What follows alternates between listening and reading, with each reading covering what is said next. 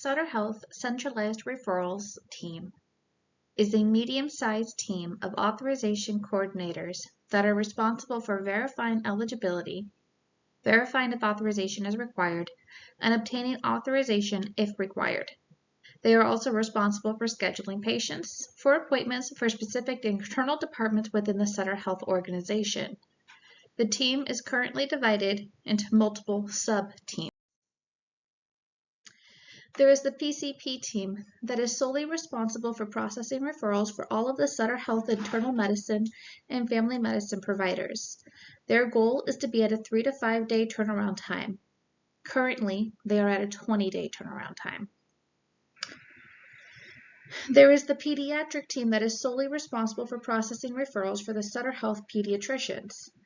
This team is required to call the patients of every referral that has been completed, to inform patient families that their referral is complete and that they should be expecting a call from the specialist within a certain amount of time.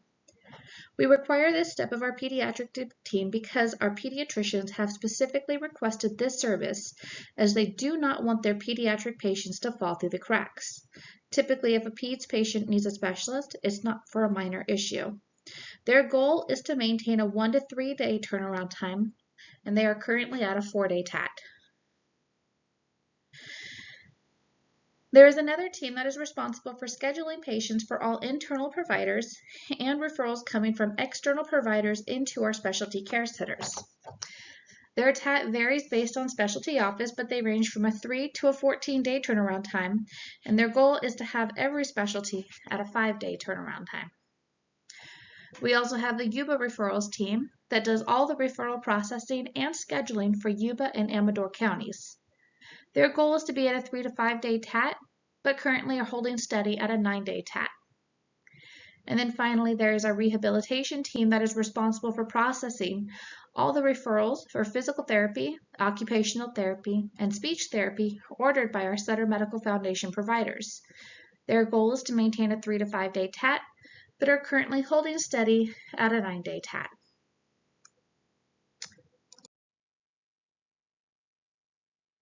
This day and age, especially in an environment that depends on its employees to meet a specific productivity amount in order to meet the goals and expectations of stakeholders, to get lost focusing solely on the numbers.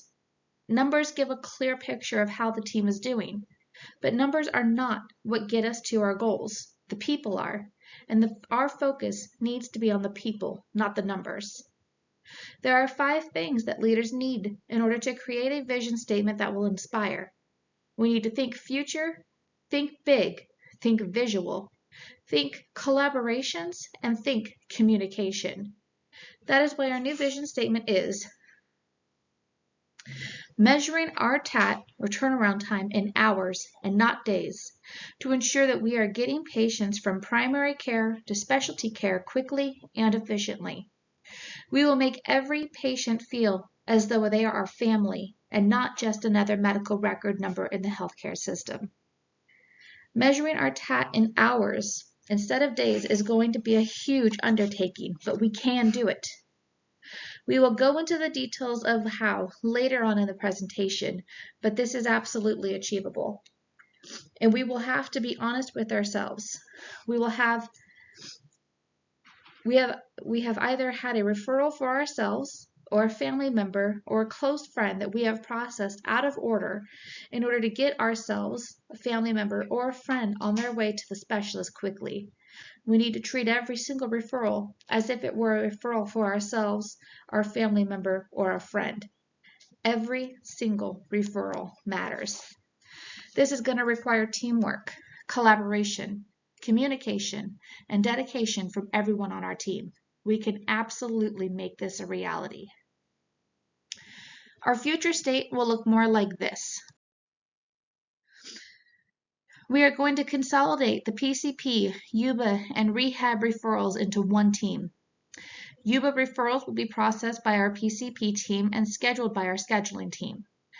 Pulling all of the individuals on these 3 smaller teams to make one bigger team will allow for cross-training and help alleviate the workload that gets heavier with call-outs, vacation time, and leaves of absences that occur on our team.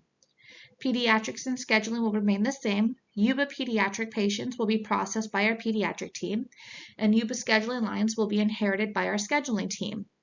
The goal for our turnaround time, at least at first, will be 24 hours. For pediatrics, we want this to be closer to a 12 to 24-hour turnaround time.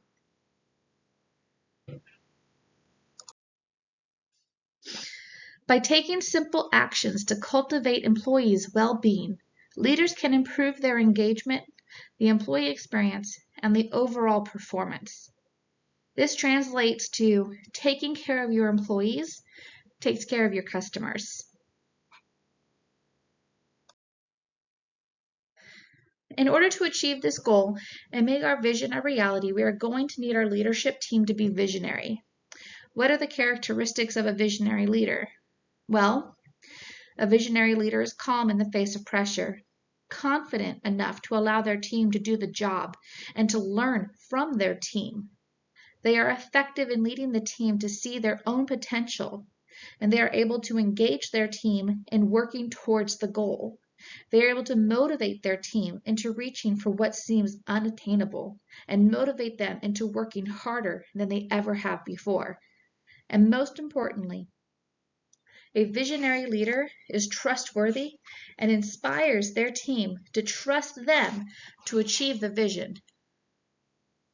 Visionary leaders create high levels of cohesion, commitment, trust, motivation, and enhanced performance in the new organization.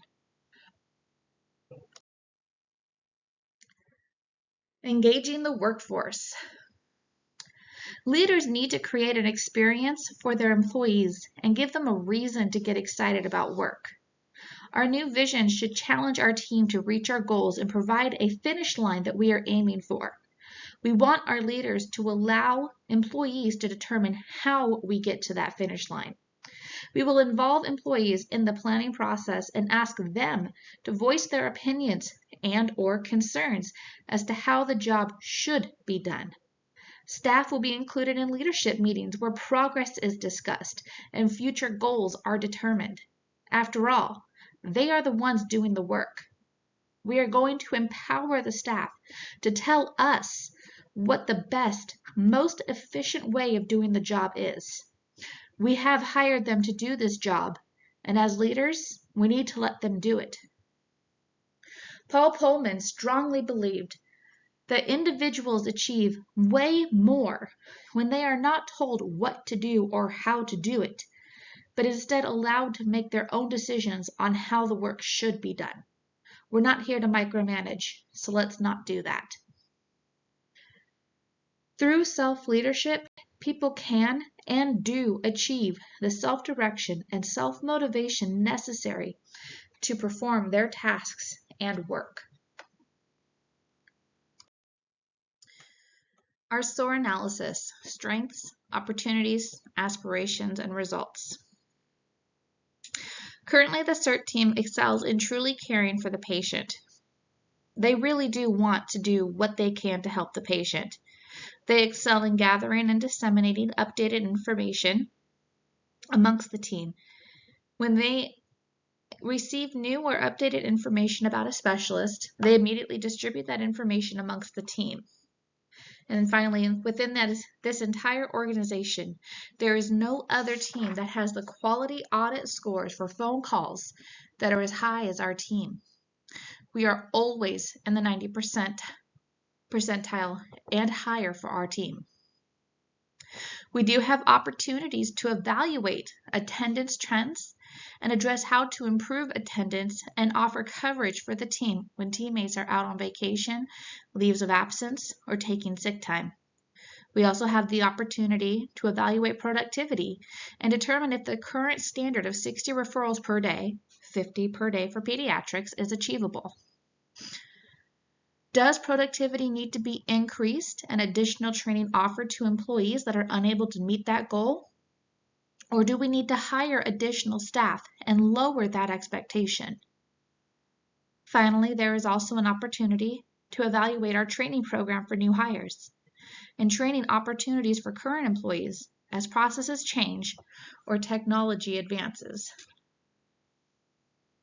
Do we have the right people training? Are they adapting the training for the person, or are they expecting everyone to learn the same? The SOAR method represents aspirations for the most desirable future. Future aspirations are for the TAT to be measured in hours, not days. To acquire new technology in order to streamline the process, allowing for more staff to be processing referrals that need to be processed instead of entering referrals into our system. And eventually, we want to increase the number of departments we schedule for to include every internal department, specialty department within Sutter Health. The SOAR method calls for an evaluation of aspirations in terms of results, measurable and meaningful goals that are built on strengths. We will have the staff build their own universal matrix that they can maintain with specialist information. We will have improved productivity standards that all staff are able to meet. We will have an improved training program for current and new hires. And all of this will lead to an overall improved turnaround time.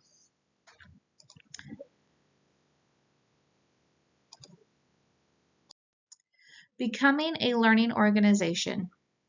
We are going to become a learning organization because learning organizations can weather any storm and overcome any obstacle. In order to become a learning organization, we will have to inherit these 4 main skill sets. Solving problems systemically, not letting them become bigger issues. Experimenting with new approaches. We're going to have to try different ways to get to our goals. We're going to have to learn from our experiences, our history, and the experiences of other companies. And we also will be transferring knowledge quickly and efficiently, like creating our own matrix with specialty information that is updated by our team who is currently doing the work. We're going to improve our culture and maintain a healthy team by focusing on the long and immediate goals. We're going to put our employees first because doing so will take care of our patients and our physicians. We will, again, have all levels of employees involved in the decision-making process for this team and involved in deciding future goals and how we get there. We are going to encourage and in some cases mandate additional training for all levels of employee and management. If employees want to advance their careers into leadership or other areas within Sutter, we are going to give them the tools they need to get that training. Being innovative doesn't always necessarily mean strictly focusing on making history, but more so on making a meaningful impact on people's lives. We're going to embrace innovation and failure. Leaders who recognize team diversity as an asset generally work to create a more collaborative and communicative environment, thus fostering team innovation. And it is the leader's responsibility to set the tone of innovation within the organization. It's okay to fail. It is okay to make mistakes, as long as we learn from those mistakes. As long as we make better decisions and come up with better processes and ultimately become a better team because of our mistakes. I want to thank you for taking the time for listening to my presentation today. I do appreciate it, and I do truly believe that we can make the CERT team the successful team that it needs to be.